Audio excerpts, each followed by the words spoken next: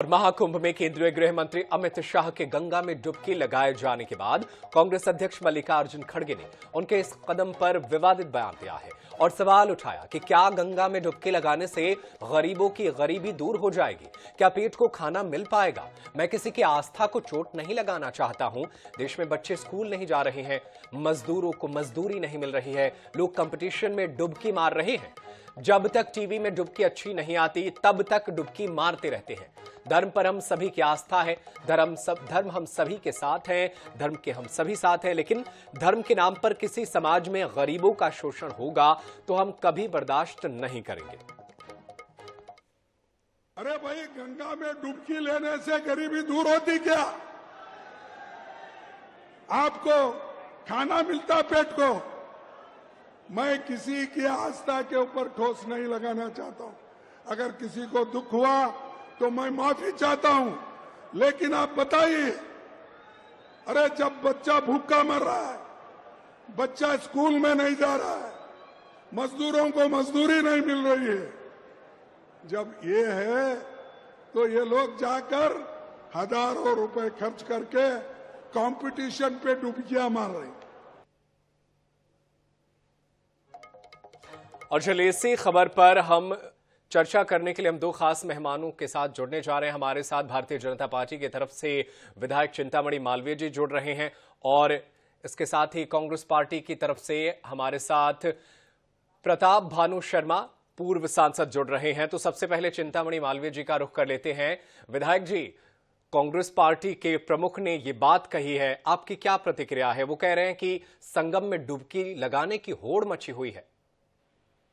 देखिए, जब भी इस तरह के, आज से नहीं प्रारंभ से जब भी इस तरह के विषय आए तो नेहरू जी भी यही कहते थे कि गरीबी से लड़ना है, इससे लड़ना है, ये हमको अशिक्षा से लड़ना है। उन्होंने जब भी हिंदू आस्था और हिंदू एकता की बात हुई, उन्होंने रोजगार और इन विषयों को आगे लाने का काम किया, लेकिन कभी रोजगार दिया नहीं। आप स्वयं बताइए भाई, इतने समय सरकार में थे तो आपने रोटी की बात क्यों नहीं की, रोजगार की बात क्यों नहीं की? जब हिंदू आस्था का विषय आता है तब आप रोजगार का विषय उठाते हो, जबकि सबसे ज्यादा रोजगारों का सृजन यदि होता है तो मंदिरों से और इस तरह के आयोजनों से। 5 लाख करोड़ की जो आय व्यय है वो इस मेले में होने वाला, लाखों करोड़ों लोग आ रहे हैं, वो खर्चा कर रहे हैं, वो चीजें खरीद रहे हैं, वो भोजन कर रहे हैं, वो पेट्रोल डीजल लगा करके आ रहे हैं, गाड़ियां आ रही है, तो तमाम उससे जो इकोनॉमी घूम रही है उससे बूस्ट होती है इकोनॉमी। लेकिन चूंकि उनके मन में हिंदू आस्था के प्रति एक प्रकार का हमेशा विद्वेष रहता है, उसी के प्रकटीकरण है। इन्होंने कभी पूछा नहीं कि आप हज क्यों जाते हो, क्या उससे गरीबी कम होती है? उन्होंने कभी नहीं कहा कि 5 बार तुम दिन में नमाज क्यों पढ़ते हो, इससे कोई शिक्षा बढ़ती है, इससे कोई गरीबी कम होती है।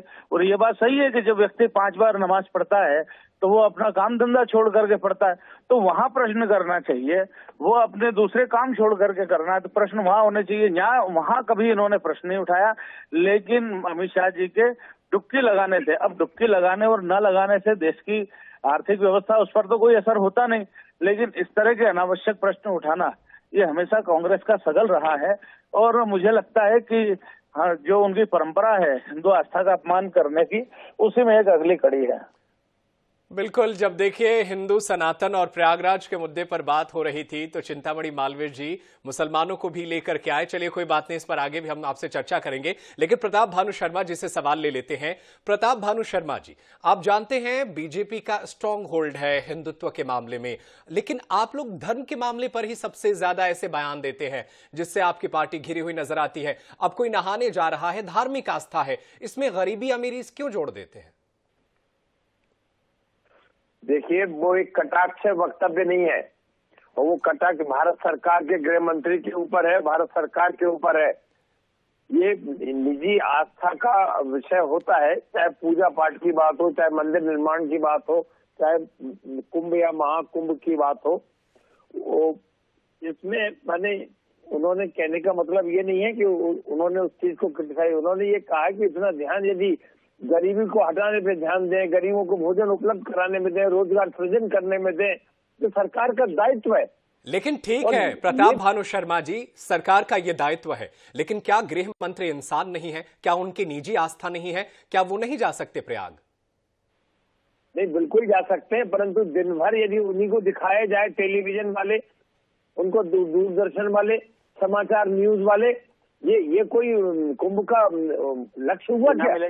कुंभ का महत्व क्या है? सुनिए मेरी पूरी बात। कुंभ का महत्व क्या है? हमारे साधु संत शंकराचार्य क्या प्रवचन दे रहे हैं? आम जनता को क्या संदेश दे रहे हैं? 144 साल बाद ये एक महायोग आया है, उसके बारे में एक शब्द उनसे पूछ लो, बता नहीं पाएंगे। वो गृह मंत्री नहीं बता पाएंगे, न टेलीविजन वाले बता पाएंगे, ना आप बता पाएंगे। मैं तो ये भी कह रहा हूँ, आज यदि प्रवचन वहां हो रहे हैं, यदि कल्प तपस्या वहां हो रही है, शंकराचार्य जी के शिविर वहां लगे हुए हैं, रोज शाम को प्रवचन हो रहे हैं, इसका राजनीतिकरण नहीं होना चाहिए।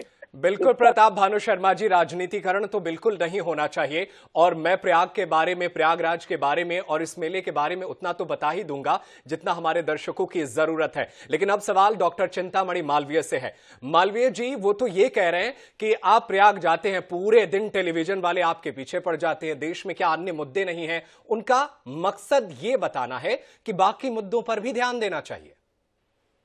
देखिए माननीय प्रताप चिंतामणि जी नहीं बता सकते 144 साल बाद कौन से भ्रमित करने के विषय को कर रहे हैं, क्योंकि इनके नेताओं को टेलीविजन बताता नहीं, इनके नेता ऐसा कुछ करते नहीं।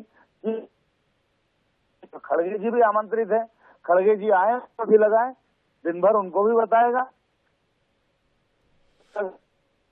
बिल्कुल बिल्कुल, डुबकी लगाने जाएं, सभी नेताओं को दिखाते हैं। अखिलेश यादव गए थे, उन्हें भी हमने टेलीविजन पर दिखाया था। फिलहाल बहुत शुक्रिया आप दोनों मेहमानों का। डॉक्टर चिंतामणि मालवीय जी, आपका भी बहुत शुक्रिया। कांग्रेस पार्टी की तरफ से जुड़े प्रवक्ता, आपका भी बहुत शुक्रिया हमारे साथ जुड़ने के लिए और खबरों पर अपने राय रखने के लिए।